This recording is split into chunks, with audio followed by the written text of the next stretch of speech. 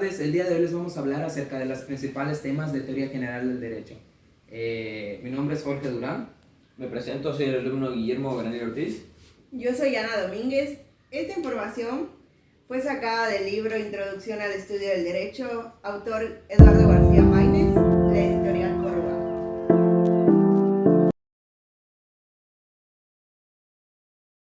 Pues vamos a comenzar con el primer capítulo, que son las principales teorías acerca del derecho subjetivo.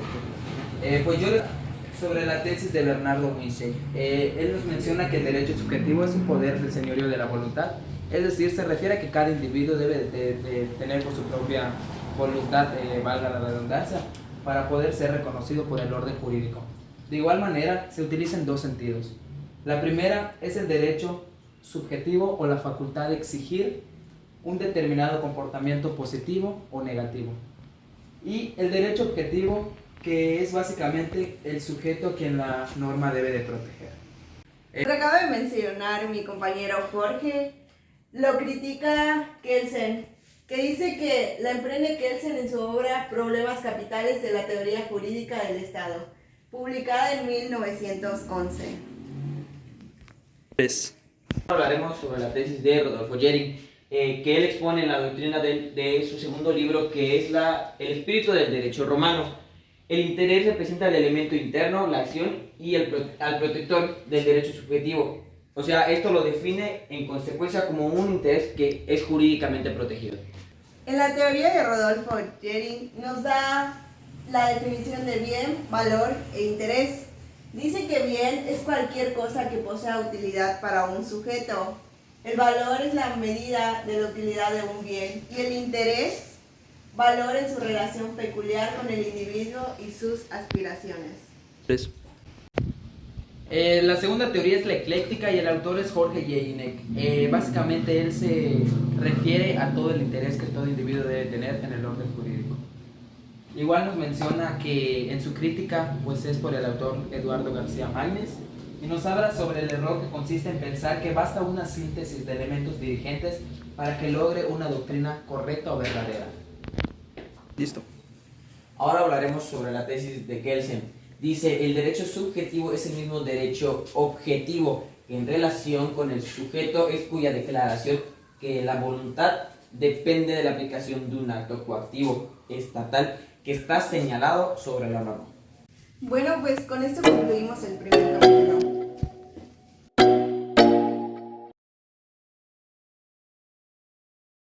En este capítulo 2 hablaremos sobre la clasificación de los derechos subjetivos. Como primera instancia tenemos a la conducta propia y ajena. La conducta propia es cuando permite hacer u omitir acciones, o sea que no está obligado por nadie. Y la conducta ajena, cuando permite exigir una conducta positiva de hacer algo o pasiva, dejar de hacer algo. Aquí se refiere a que te están obligando a hacer algo. Bueno, pues como segunda instancia yo les voy a hablar acerca de los derechos relativos y absolutos. El relativo básicamente nos hace referencia al valor de un derecho frente a otro, que es de una persona identificada correctamente. Y el absoluto es cuando se hace valer por un derecho ante una sociedad en general. Bueno, los derechos públicos y privados.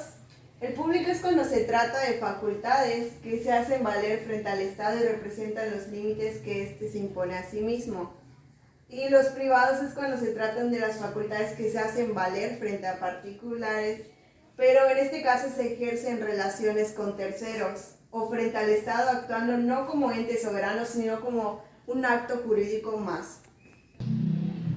Este tema habla sobre la teoría kelsiana y dice que se divide en tres partes. La pasividad, que viene siendo un deber jurídico. Un ejemplo de ello puede ser una demanda. Aquí se refiere a que es impuesto por la ley. La actividad, que es que el hombre la produce. Un ejemplo puede ser una huelga o una riña. Y la negatividad, que no está regulado por la ley, y esto puede ser, yo me puedo decir como quiera, utilizar lo que yo quiera.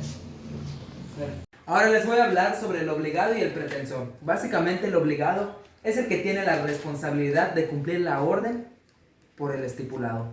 Y el pretensor es el que impone y da la orden para que ésta sea cumplida. Les voy a hablar entonces sobre la clasificación de dependientes e independientes. En dependientes se complementa o se requiere de algo más. Un ejemplo podría ser que para ser un diputado, y en independiente lo puedes hacer sin pedirle permiso a nadie, pero obviamente está estipulado por una norma.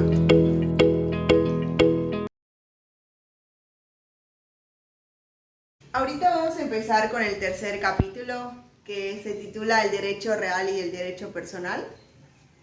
Entre este capítulo les voy a mencionar cuáles son los subtemas que vamos a ver, que es la teoría clásica o dualista, la teoría monista de la equiparación del derecho personal al derecho real y la doctrina monista de la equiparación del derecho real al derecho personal correlativo de una obligación universal negativa. Para comenzar les vamos a hablar acerca de la primera teoría, que es la clásica o dualista, según la cual existe una irreductible oposición entre las dos clases de derecho de la escuela de exegesis. Uno de los principales representantes de esta teoría es Baudrillard la Cantemir. El derecho real es el que ejercitamos en forma inmediata sobre una cosa. De igual manera, el derecho real consta de dos elementos. La primera es el titular del derecho y el segundo es el objeto del derecho, que es la cosa sobre la cual la facultad jurídica se ejerce. Baudrillard divide los derechos reales en dos maneras. Los principales, que tienen existencia independiente, como la propiedad o el usufructo, y los accesorios solo se conciben en conexión con el derecho principal. Bueno, pues el derecho personal se basa en tres términos. El primero es el derecho habiente, a quien suele llamarse acreedor o sujeto activo de la relación. En segundo término, que es el obligado, a quien se denomina deudor o sujeto pasivo de la misma. Y el tercero es el objeto de la obligación, que consiste en un hecho positivo, en la prestación de una cosa o en una abstención. Punto, el derecho de crédito es la facultad en virtud de la cual un deudor, un hecho, una abstención o la entrega de una cosa. Ahora les vamos a hablar acerca de la teoría monista de la equiparación del derecho personal al derecho real. En primera instancia se encuentra el autor polaco, que sostiene que las obligaciones, más que una voluntad vinculada a otra, existe un vínculo entre los patrimonios considerados como personalidades abstractas. El segundo está el autor Gaudemet, y para él el derecho personal es no es derecho sobre las personas, sino una facultad sobre los bienes. En el derecho real la facultad se ejerce exclusivamente sobre una cosa determinada. Monista de la equiparación del derecho real al derecho personal correlativo de una obligación universal negativa, y esta habla sobre la tesis de Planiol. Todo derecho privado subjetivo es una facultad correlativa de obligaciones personales. 3. Planiol nos niega enfáticamente la posibilidad de que entre una persona y una cosa haya relaciones de carácter jurídico. Todas las teorías expuestas, la única que es verdadera es la de Planiol, y dice que toda la relación jurídica se resuelve en facultades y deberes. 3. Eduardo García Maínez acepta las siguientes dos definiciones. 1. El derecho de crédito es la facultad que una persona llamada acreedor tiene de exigir a otra llamada deudor una obtención a la entrega de una cosa. El derecho real es la facultad correlativa de un deber general de respeto a que una persona tiene de obtener directamente de una cosa. Con esto damos finalidad al tercer capítulo.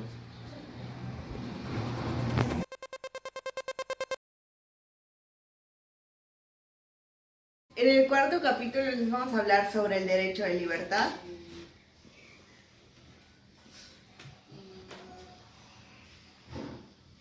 Lo que queremos enfocarnos con este tema es de que, por más de las excepciones que les vamos a mencionar más adelante, cada una tiene como que un significado diferente, pero viene siendo lo mismo. En este caso, se podría decir que la palabra libertad viene siendo una palabra ambigua, depende de la acepción a que tú la quieras enfocar. Ahora vamos a hablar sobre las principales acepciones de la palabra libertad. Se divide en 4, el cual yo les voy a mencionar 2. La primera es de la moral, que que es básicamente la libertad o de la forma de la conducta en que un ser humano debe de realizar, de hacer una acción o no. Y la jurídica, que es la facultad de ejecutar o de omitir el albedrío del sujeto como todo acto no deseado y sobre todo que está estipulado por la ley. También se hablará de la filosófica, que es la capacidad de obrar sin impedimentos. Acá dice que también de autodeterminarse, lo que supone a la posibilidad de elegir tanto los fines como los medios. O sea, que habla aquí de que para alcanzar dichos fines se puede utilizar cualquier medio. Bueno, en la teoría de Nicolás Coviello nos dice que el derecho de acción es la facultad de invocar la autoridad del Estado para la defensa de un derecho. También la critica Eduardo García Maínez y dice que su crítica es errónea, pero afirma que se trata de un derecho subjetivo público. De igual manera se encuentra la teoría del derecho concreto a la tutela jurídica.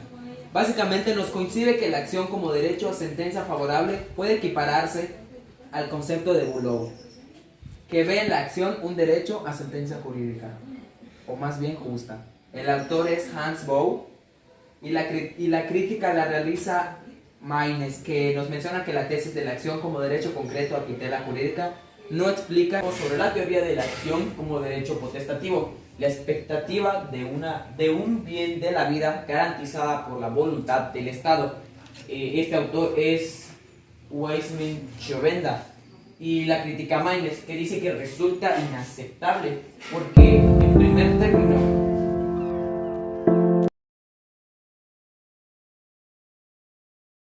Ahora vamos a hablarles sobre el capítulo quinto, que es el derecho de acción.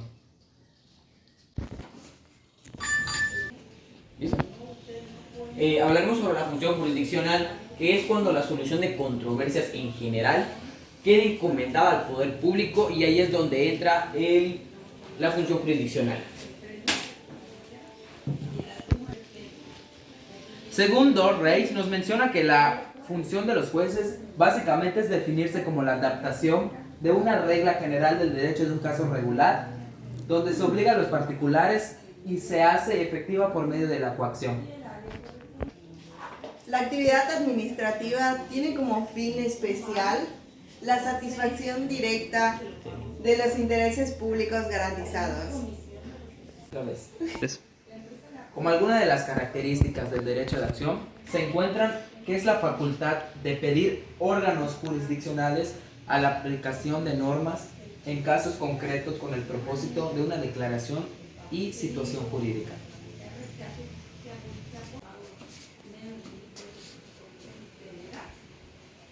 Esta idea fue dada por el vizconde de Seabra, quien dio las acciones en el nombre de derechos sancionadores para distinguirla de facultades cuya protección están destinadas. Jurídica procesal es la que existe entre sujetos que intervienen en un caso jurídico procesal. Entre esta existen dos fases, que viene siendo la fase declarativa y la fase ejecutiva. También hay personas que intervienen. En este caso es el demandante o autor y el demandado o el juez.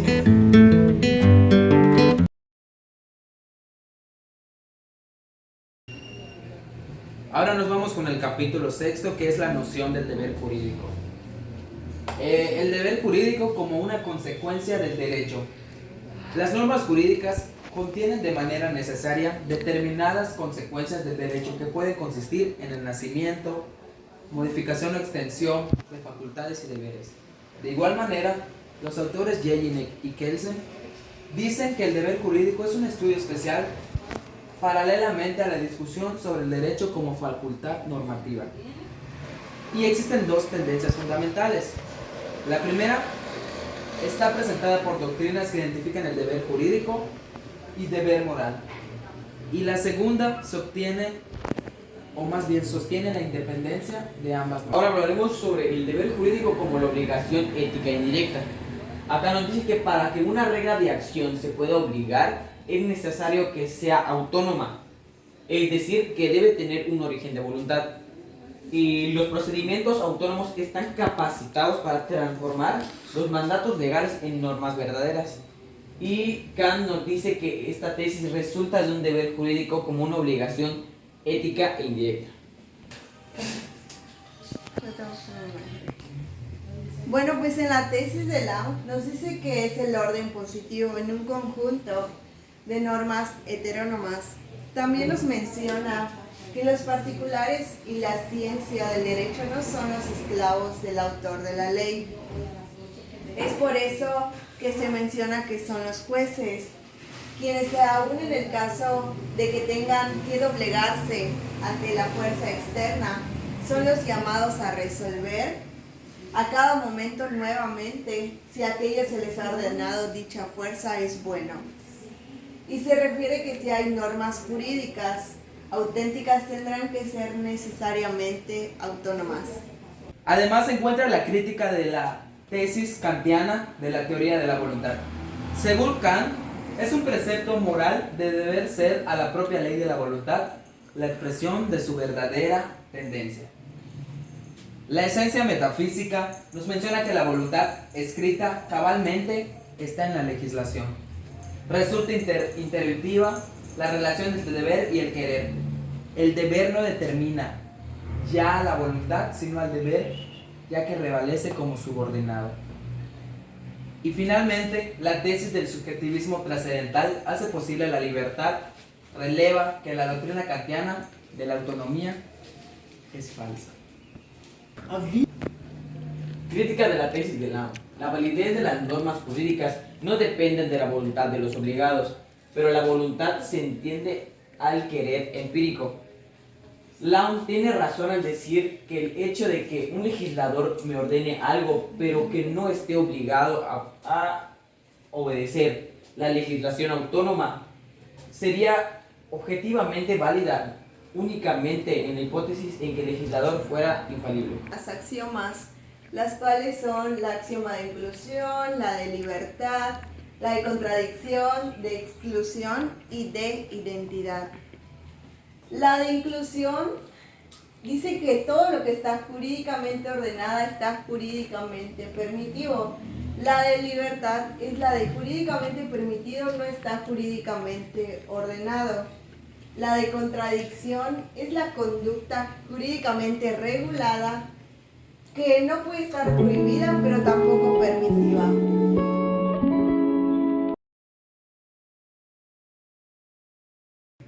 Ahora nos vamos con el capítulo 7, que es el concepto jurídico de persona.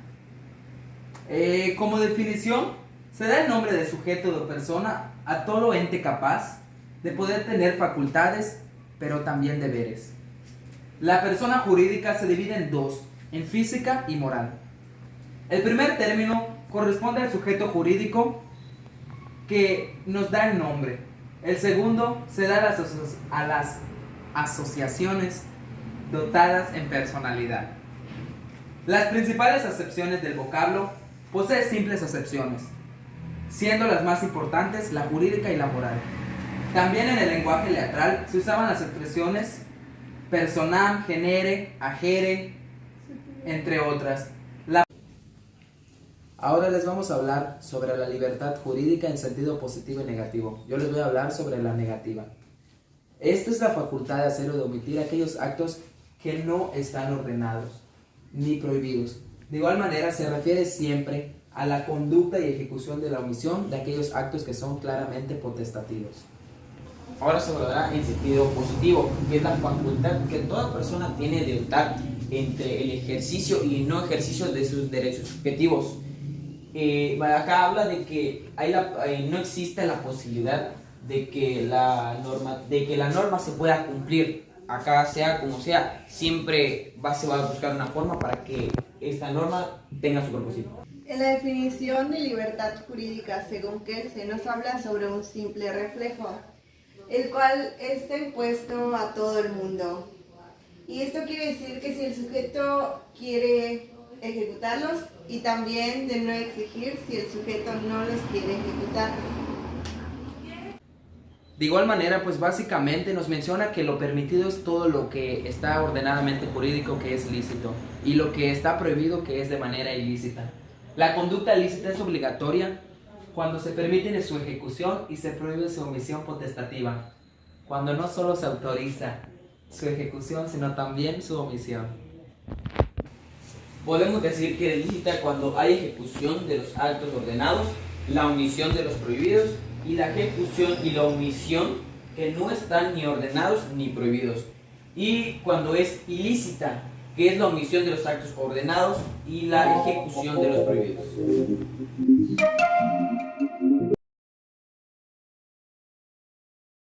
Sobre el capítulo número 8, el cual es sanción y coacción. Sanción como consecuencia del derecho puede ser definida como consecuencia jurídica que el incumplimiento de un deber produce una relación con el obligado. Como toda consecuencia del derecho, la sanción se encuentra condicionada por la realización de un supuesto. De igual manera, como definición de la coacción, es básicamente la aplicación forzada de la sanción. La indemnización tiene como fin obtener del sancionado una prestación económica equivalente al deber jurídico. Y el castigo, su finalidad inmediata es aflictiva. No persigue el cumplimiento del deber jurídico primario ni la obtención de las prestaciones equivalentes. Ya. Entre la clasificación de Carneluti entran las medidas jurídicas, las cuales son medios que el legislador adopta para la imposición de las normas del derecho. También está la sanción, que viene siendo una medida jurídica. Las sanciones represivas son consecuencias que derivan de la inobservancia de un precepto. La división de sanciones se dividen entre preventivas y represivas. Y el lugar de las resarcimiento es la indemnización, porque este vocablo expresa perfectamente la finalidad de la sanción. ¿Qué quiere decir con esto? Que si, por ejemplo, yo atropello a una persona y causo daños, voy a tener que pagar los daños. Eduardo García Maínez nos habla que las medidas jurídicas se dividen en tres: las preventivas, las represivas, las premiales o recompensatorias, pero Carneluti las dividía en preventivas y represivas. Vamos el capítulo 8. Ya. Bueno, con esto finalizamos el capítulo 8. Bueno, pues como conclusión, queremos agradecer a la licenciada Elizabeth Reyes por habernos marcado ese trabajo que la verdad fue de suma importancia para nosotros, ya que pudimos comprender que la teoría general del derecho tiene diferentes acepciones y de igual manera podemos conocer cuáles son los principales autores que nos hablan en las diferentes teorías con respecto a estos capítulos ya mencionados. También uno de los temas que más nos llamó la atención fue el de sanción y coacción, y el de derecho de libertad, ya que aprendes, como les habíamos mencionado, que la palabra libertad es una palabra ambigua, ya que puede tener diferentes significados, depende en qué acepción te centres. Igual es importante conocer la definición que tiene cada autor sobre cada tema, ya que ellos dan su punto de vista y ven lo que está bien y está mal por cada tema que ellos ven. Y esperamos que los oyentes puedan ser de gran ayuda este video. Gracias. Gracias.